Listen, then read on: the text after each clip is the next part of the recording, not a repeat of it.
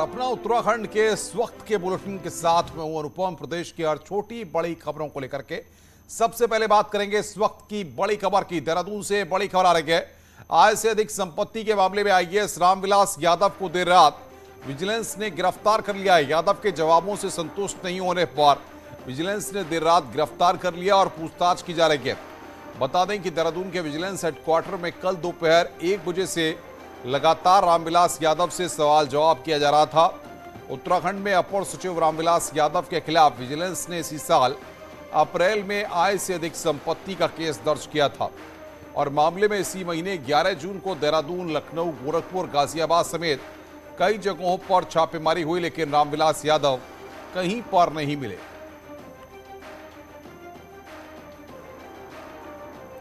वहीं आय से अधिक संपत्ति के मामले में उत्तराखंड के चर्चित आईएएस रामविलास यादव को कल सस्पेंड कर दिया गया था। मुख्यमंत्री पुष्कर सिंह धामी ने बड़ा एक्शन लेते हुए रामविलास यादव को कल सस्पेंड कर दिया।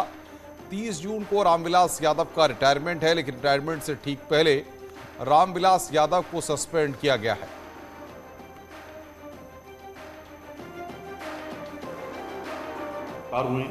यही नहीं, मैंने पहले भी कहा था, कोई भी हो, ये तो एक रामविलास है, कई रामविलास यहाँ पर हैं, और कहीं पर ऐसा कोई पाया जाएगा तो उसके खिलाफ कार्रवाई होगी। ये संदेश इस कार्रवाई ने उनको दे दिया। और बातचीत करने के लिए दीपांकर भट्ट हमारे संवाददाता देहरादून से हमारे साथ जुड़ रहे हैं। दीपांकर, कैसे उत्तराखंड की सरजमी पर रामविलास का साम्राज्य फैलता है और उसके बाद आय से अधिक संपत्ति के मामले में वो धरे जाते हैं, सस्पेंड होते हैं और अब गिरफ्तारी भी हो गई है?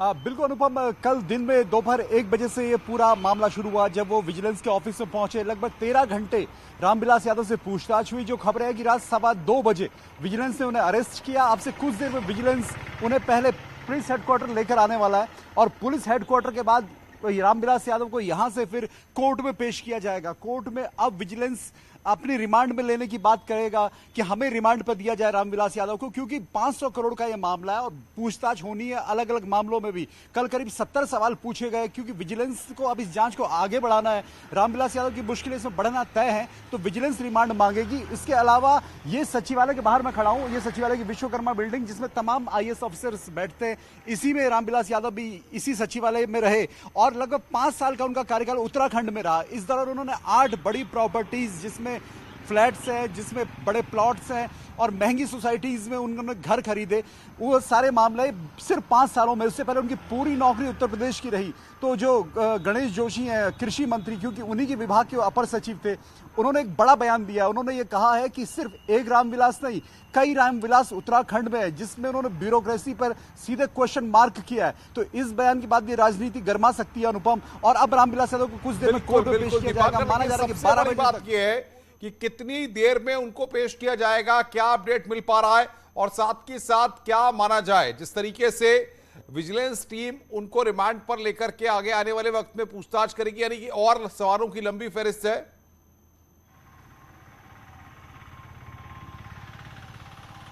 बिल्कुल अनुपम, सबसे बड़ी बात यह है कि कल 12:30 बजे का वक्त था, वो 12:48 में पहुंचे। आज 10:30 से 12 बजे के बीच बताया जा रहा है कि इसी दौरान वो पुलिस हेडक्वार्टर और उसके बाद सीधे कोर्ट में आएंगे। तो माना जा रहा है कि 12 बजे तक रामविलास यादव को विजिलेंस कोर्ट में पेश कर देगी। उसके बाद बात आती है सवालों की और आगे के एक्शन की। तो कोर्स ऑफ एक्शन इस बात पर डिपेंड करेगा कि कोर्ट विजिलेंस को उनकी रिमांड देता है नहीं देता। अगर उनको रिमांड में देता है, विजिलेंस के हवाले करता है कोर्ट, तो उस केस में फिर गाजियाबाद, गोरखपुर, लखनऊ अलग अलग जगहों पर विजिलेंस की टीम रामविलास यादव को लेकर जा सकती है। उनके सामने अलग अलग जगहों पर पूछताछ हो सकती है। उनकी पत्नी और परिवार के जो दूसरे सदस्य हैं जिनके नाम पर प्रॉपर्टीज बताई जा रही हैं, उनसे पूछताछ हो सकती है। तो ये सारा एक्शन आगे बढ़ेगा जब कोर्ट में पेश होंगे रामविलास यादव। लेकिन दीपांकर, सबसे बड़ी बात यह है कि जिस तरीके से अकेला कोई अफसर इस तरीके से सारी चीजों को इकट्ठा नहीं कर सकता, कहीं ना कहीं एक बड़ा सिंडिकेट उत्तराखंड में जरूर होगा, जिस बात का संकेत गणेश जोशी भी दे रहे हैं। तो ऐसे में क्या सरकार कोई अपने स्तर पे आने वाले वक्त में जांच करा सकती है, या जिन लोग अफसरों पर भ्रष्टाचार के आरोप हैं उन पर भी कार्रवाई देखने को मिल सकती है?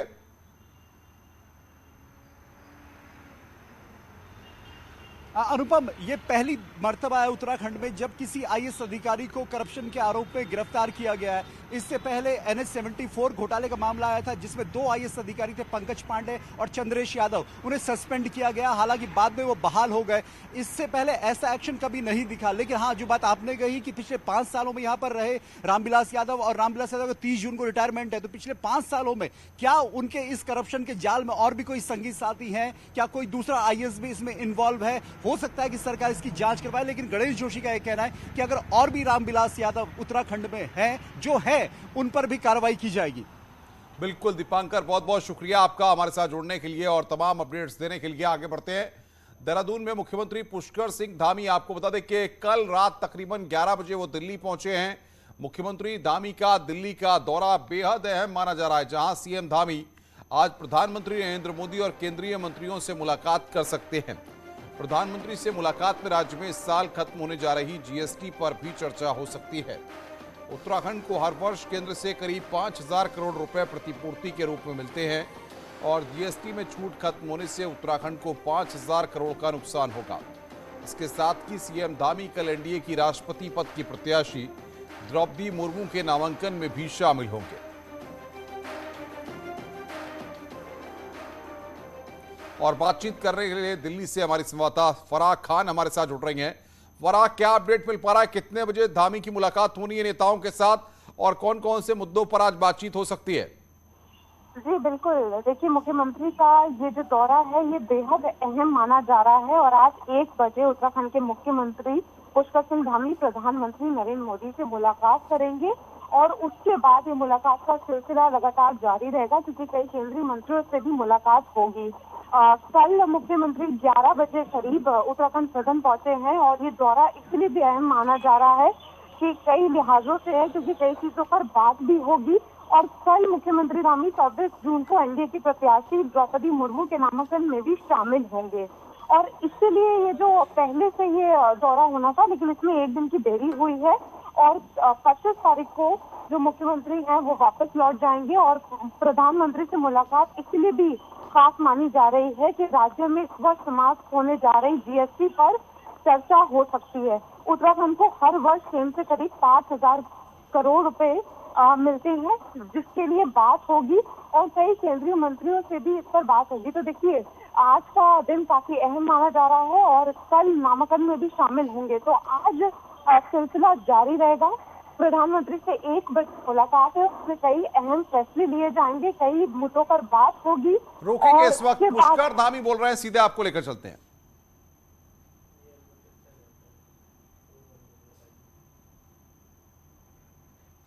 तो पुष्कर धामी अभी संबोधित कर रहे थे, कुछ तकनीकी दिक्कत है, हम आपको सुनवाएंगे आगे उन्होंने क्या कहा। बहरहाल पीएम मोदी से मुलाकात करेंगे सीएम धामी, इस वक्त का ये बड़ा अपडेट हम आपको दे रहे हैं। फराह, आपका बहुत बहुत शुक्रिया हमारे साथ जुड़ने के लिए और तमाम अपडेट्स देने के लिए। उत्तराखंड के राज्य संपत्ति विभाग का बुरा हाल है। बुधवार को राज्य संपत्ति विभाग के प्रभारी सचिव विनोद कुमार सुमन, राज्य संपत्ति अधिकारी प्रताप शाह मीटिंग में पहुंचे तो तैयारियों के हालात देखकर मुख्यमंत्री पुष्कर सिंह धामी नाराज हो गए। मुख्यमंत्री ने कहा कि जो भी प्रेजेंटेशन लाए वो शॉर्ट और सटीक हो। बता दें कि विधायकों, मंत्रियों के घर, हॉस्टल, गेस्ट हाउस मेंटेन करने का काम राज्य संपत्ति विभाग करता है और नए प्रोजेक्ट्स रेनोवेशन को लेकर मुख्यमंत्री ने ये बैठक बुलाई थी, जो राज्य संपत्ति विभाग के भी मंत्री हैं।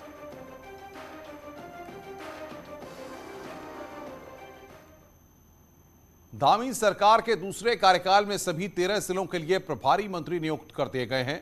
मुख्यमंत्री का कहना है कि प्रभारी मंत्री जिलों में जनता से कोऑर्डिनेशन के साथ काम को आगे बढ़ाएंगे। हालांकि कांग्रेस ने मंत्रियों के जिलों में न जाने की आदत पर सवाल खड़ा किया है।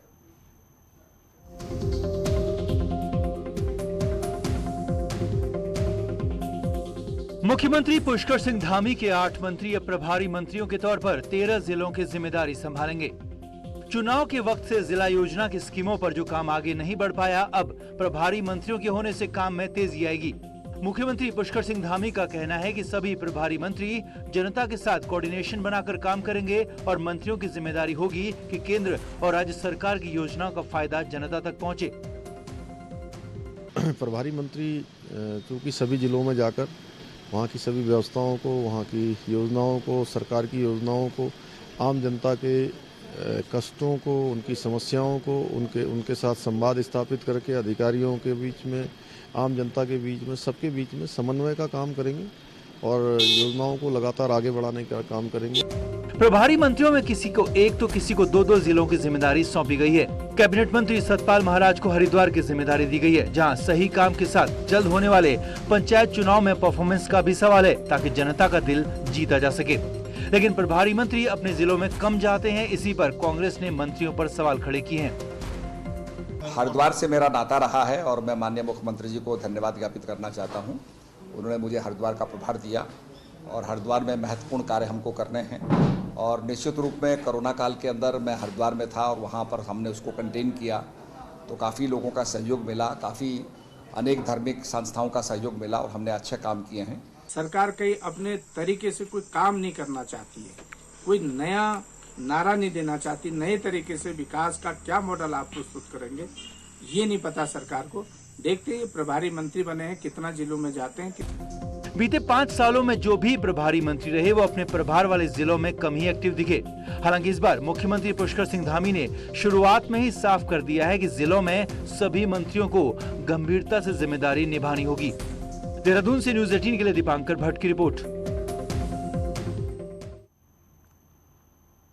देहरादून से एक और बड़ी खबर है। यहां पर खाद्य विभाग में ट्रांसफर को लेकर बवाल हो गया है। जिला पूर्ति अधिकारियों के ट्रांसफर पर विभाग के अंदर ही विवाद हो गया है। कमिश्नर सचिन कुर्वे ने 6 अधिकारियों के ट्रांसफर किए थे और इसका आदेश भी जारी किया था, लेकिन आदेश जारी होते ही खाद्य मंत्री रेखा आर्य ने ट्रांसफर के आदेश को निरस्त कर दिया। ये सभी ट्रांसफर आदेश बिना मंत्री के अनुमोदन के किए गए थे और मंत्री ने तत्काल प्रभाव से ट्रांसफर की पत्रावलियां तलब की हैं। मंत्री रेखा आर्य ने कहा कि अधिकारी अपनी मनमानी कर रहे हैं और इस पर लगाम लगनी चाहिए। इसके लिए उन्होंने मुख्य सचिव और मुख्यमंत्री को भी लिखा है और सचिन कुर्वे पर सख्त कार्रवाई की मांग की गई है। और ये आचरण मैं समझती हूँ कि कहीं पे भी जो है मान्य नहीं है। इसके लिए चीफ सेक्रेटरी को भी आज मैंने पुनः अवगत कराया है, इसके लिए माननीय मुख्यमंत्री जी को भी अवगत कराया है। ऐसे अधिकारी जो कि बिल्कुल हठधर्मिता के साथ चलते हैं, ऐसे अधिकारी जो मोनोपोली के साथ में चलते हैं, ऐसे अधिकारी जो जनता के जनप्रतिनिधि का सम्मान नहीं करते हैं, तो मैंने साफ साफ आज माननीय मुख्यमंत्री जी से भी कहा है और चीफ सेक्रेटरी से भी कह दिया है कि ऐसे व्यक्ति का विभाग में बने रहना या ऐसे व्यक्ति पे कार्रवाई न होना, ये अपने आप में जो है नौकरशाही की कार्यशैली को यदि नहीं होती है तो निश्चित रूप से इस प्रकार की घटनाएं और होने की संभावनाएं। चारधाम में श्रद्धालुओं के पहुंचने का सिलसिला लगातार बढ़ता जा रहा है। अभी तक कुल 24,17,000 श्रद्धालुओं ने दर्शन किए हैं। बद्रीनाथ में कुल 8,10,000 श्रद्धालुओं ने दर्शन किए। केदारनाथ धाम में 7,88,000 श्रद्धालु पहुंचे, जबकि गंगोत्री धाम में 4,05,000 और यमुनोत्री में 3,13,000 श्रद्धालुओं ने दर्शन किए। वहीं हेमकुंड साहिब में 1,00,000 श्रद्धालुओं ने दर्शन किए हैं।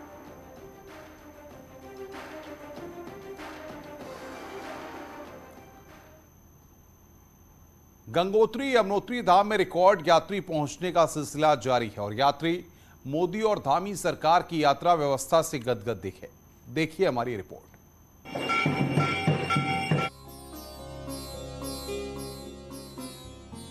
दो साल के यात्रा विराम के बाद चारधाम यात्रा पूरी तरह से पटरी पर लौट आई है।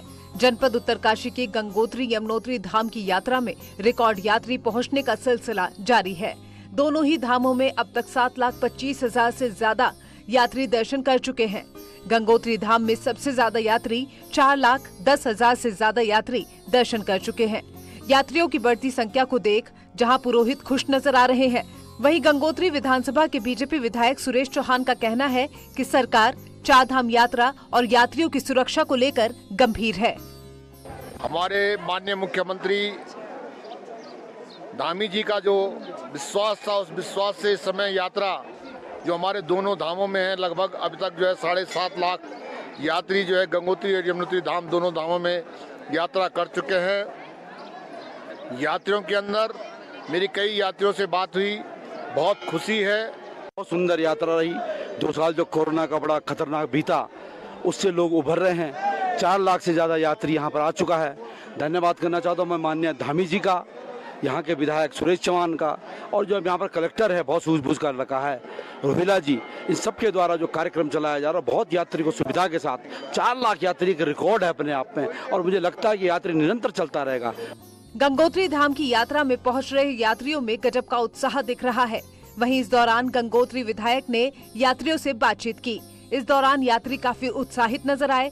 यात्रा पर आए यात्री यात्रा को लेकर मोदी और धामी सरकार की यात्रा व्यवस्था से खुश दिख रहे हैं। बहुत ही अच्छे है और जगह जगह पुलिस है बताने के लिए। मोदी सरकार का धन्यवाद। और मोदी सरकार, धामी सरकार और मोदी सरकार का बहुत बहुत धन्यवाद, जिन्होंने यहाँ पे बहुत अच्छी सुविधा दी है और यात्रियों का बहुत तरीके से अच्छा ध्यान रखा है।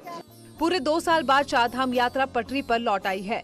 हालांकि अब मौसम यात्रा पर बड़ी चुनौती रहने वाला है, जिसको लेकर प्रशासन तैयारी में जुटा हुआ है। न्यूज़ 18 के लिए उत्तरकाशी से बलबीर परमार की रिपोर्ट।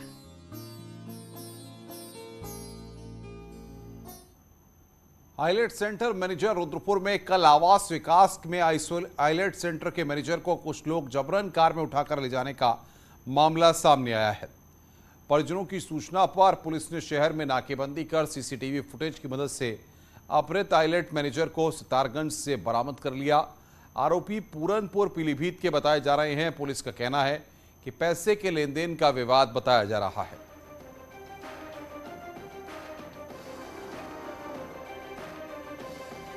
तो अपहृत आइलेट सेंटर मैनेजर को यहां पर बरामद किया गया है। पैसे के लेन देन में यह अपहरण हुआ था। चंदन बंगारी रुद्रपुर से हमारे संवाददाता हमारे साथ जुड़ रहे हैं। चंदन, क्या अपडेट मिल पा रहा है और किस तरीके का ये पूरा विवाद था? जी, मैं आपको बता दूं, ये आवास विकास क्षेत्र में एक आइलेट संचालक है और वहाँ कल शाम से ये लापता हो गया था और उसके करीब 8 बजे इसका संचालक है, उसके मालिक के रिश्तेदार के नंबर पे फोन आता है जिसमें कहते हैं कि 50 लाख की फिरौती चाहिए। उसके बाद पुलिस इस पूरे मामले में एक्टिव होती है। सितारगंज से देर रात अपहरण करता है इस जो संचालक जो अपहरण किया गया था इसका, उसको छोड़ के और उसके साथ एक उसके साथी को छोड़ के भाग जाते हैं। इस पूरे मामले में अभी पुलिस किसी निष्कर्ष में नहीं पहुंची है कि मामला फिरौती का है या फिर लेन देन का विवाद है। कुल मिला के पुलिस इस पूरे मामले में अभी जांच में जुटी हुई है और अभी दोपहर के बाद इस पूरे मामले में खुलासा हो सकता है। बिल्कुल, लेकिन सवाल चंदन ये होता है कि जब इस तरीके के हालात हैं उसके बाद पुलिस ने यहाँ पर कार्रवाई करते हुए बरामद तो कर लिया है, लेकिन अभी भी कई ऐसे सवाल, इनका जवाब आना जरूरी है। जी, अभी इसमें पूरे मामले में इसमें सबसे नाटकीय पहलू ये रहा कि जिस मैनेजर का अपहरण किया गया उसके साथ एक अपहरणकर्ता भी पुलिस को मिला है और वो लगातार पुलिस को घूम रहा है, ये कह रहा है कि उसका भी अपहरण हुआ था। तो पुलिस जब तक इस पूरे मामले में भी 4 लोग और आरोपी बताए जा रहे हैं, उनकी गिरफ्तारी नहीं करती है, तब तक इस पूरे मामले में कुछ भी कह पाना भी पुलिस बहुत के बहुत लिए शुक्रिया आपका चंदन, हमारे साथ जुड़ने के लिए और बातचीत करने के लिए। नैनी झील में कूदकर फिर एक महिला ने आत्महत्या कर ली। आत्महत्या के कारणों का पता नहीं चल सका है और न ही महिला की पहचान हो सकी है। फिलहाल पुलिस ने शव का पंचनामा भरकर पोस्टमार्टम के लिए भेज दिया है। दरअसल नैनी झील में सुबह मॉर्निंग वॉक करते राहगीरों ने शव देखा, जिसकी सूचना पुलिस को दी गई। मौके पर पहुंची कोतवाली पुलिस ने शव को झील से बाहर निकाला और पोस्टमार्टम के लिए भेज दिया। हालांकि महिला की उम्र 30 साल मानी जा रही है और पहचान नहीं हो सकी है। पुलिस अब इस पूरे मामले की छानबीन में जुटी हुई है। ये सुबह 7 बजे के लगभग जो है एक सूचना प्राप्त हुई थी 112 से कि जो हमारे नैनी झील है उसमें एक डेड बॉडी है, जिस पे जो है तुरंत मौके पर जाके देखा गया तो झील में जो है एक महिला की बॉडी तैरती हुई मिली है, जिसकी अभी तक शिनाख्त नहीं हो पाई है। इसमें जो है इसकी शिनाख्त का प्रयास किया जा रहा है। कार्रवाई पंचायतनामा की जाएगी। किच्चा के पवन फार्म में स्थित सरकारी पॉपुलर के पेड़ों के अवैध कटान के मामले थम नहीं रहे हैं। इसके बाद जिला प्रशासन ने किच्चा कोतवाली पुलिस को फार्म के आसपास गश्त करने के साथ ही किच्चा प्रशासन को 5 पीआरडी और होमगार्ड के जवान दिए हैं। ये जवान फार्म में पेड़ों की सुरक्षा कार्य में लगाए गए हैं। इसके अलावा प्रशासन द्वारा फार्म में स्थित पॉपुलर के पेड़ों की नीलामी की कार्यवाही भी की जा रही है, लेकिन नीलामी प्रक्रिया तक अवैध कटान को रोकना प्रशासन के लिए बड़ी चुनौती है। यहाँ प्रशासन की नाक के नीचे तस्कर हजारों पॉपुलर के पेड़ों को काट कर ले जा चुके हैं। अवैध कटान के वीडियो भी वायरल हो चुके हैं। इसमें निर्देश दिया गया है, एसडीएम को भी निर्देश दिया गया है और संबंधित थाने को भी कहा गया है कि जब तक नीलामी प्रक्रिया पूर्ण हो रही है तब तक उसकी सुरक्षा व्यवस्था की जाए हाँ, उसमें एक्स्ट्रा फोर्स एसडीएम ने मांगा था, तो वो एक्स्ट्रा फोर्स के रूप में हम लोगों ने उनको कुछ पीआरडी और होमगार्ड के जवान उपलब्ध कराए हैं। वन विभाग कुमाऊं के उत्तरी वन प्रभाग में 39 लाख पौधों का रोपण करेगा। अल्मोड़ा, पिथौरागढ़, चंपावत और बागेश्वर में पौधारोपण के लिए विभाग ने तैयारी कर ली है। वन विभाग ने इस बार चौड़ी पत्ती के साथ ही फलदार पौधों को भी रोपेगा। इसके लिए वन पंचायतों के साथ ही स्थानीय लोगों की मदद भी ली जाएगी।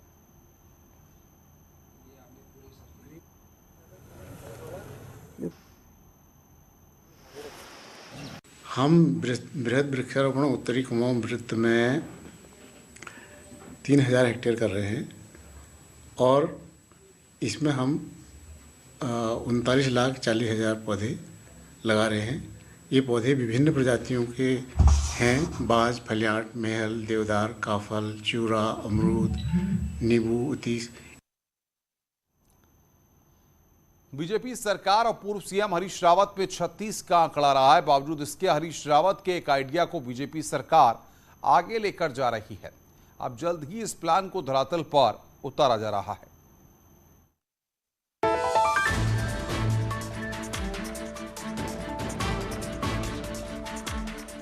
उत्तराखंड में जुलाई से हरेला पर्व के तहत प्रदेश भर में वन विभाग प्लांटेशन करता है। वन विभाग इस बार प्लांट्स के रखरखाव का नया प्लान तैयार कर रहा है। इसके तहत अब अन्य विभागों को पौधे सौंपे जाएंगे और ये विभाग खुद पौधे लगाएंगे और उनकी देखरेख की जिम्मेदारी भी उसी विभाग की होगी और उस फॉरेस्ट एरिया का नाम भी उसी विभाग के नाम पर रख दिया जाएगा। स्कूलों, सामाजिक संस्थाओं के लिए भी यही नियम रहेगा। जंगलों में विभिन्न विभागों के और स्कूलों के माध्यम से बहुत मैसिव प्लांटेशन की रणनीति पर काम कर रहे हैं। आबादी क्षेत्रों में जंगली जानवरों की घुसपैठ फसलों को नुकसान एक बड़ी समस्या है और इसीलिए प्लांटेशन में फलदार पौधों के साथ ही बांस जैसी प्रजाति को इस बार प्राथमिकता दी जाएगी। मकसद है कि जंगल में अगर खाने को मिले तो जानवर, चाहे बंदर हो या फिर गुलदार, आबादी क्षेत्रों में नहीं घुसेंगे। कि जंगलों में अगर बांस बार लगा दी जाए और फलदार पेड़ों का उत्पादन जंगल में हो जाए तो संभवतः इस तरह के जो वाइल्ड लाइफ है इनको हम जंगलों में रोकने में सफल हो पाएंगे। तो इसलिए मैसिव प्रोग्राम वनों में फलदार पेड़ लगाने का पालन किया जाएगा। बीजेपी सरकार इसे भले ही अपना नया प्लान करार दे रही हो, लेकिन फलदार पौधों को लगाने के इस कॉन्सेप्ट को 2016 में ही हरीश रावत सरकार इम्प्लीमेंट कर चुकी थी। तब हरीश रावत सरकार ने मेरा वृक्ष मेरा धन योजना भी शुरू की थी। हालांकि वन विभाग के रोपे जाने वाले पौधों की तरह ये योजना भी कब दम तोड़ गई किसी को नहीं पता। अब एक बार नए सिरे से इस पर काम हो रहा है। देहरादून से न्यूज 18 के लिए सुनील नवप्रभात की रिपोर्ट। रुक रहे हैं यहां पर एक ब्रेक के लिए। ब्रेक के बाद खबरों का सिलसिला लगातार जारी है।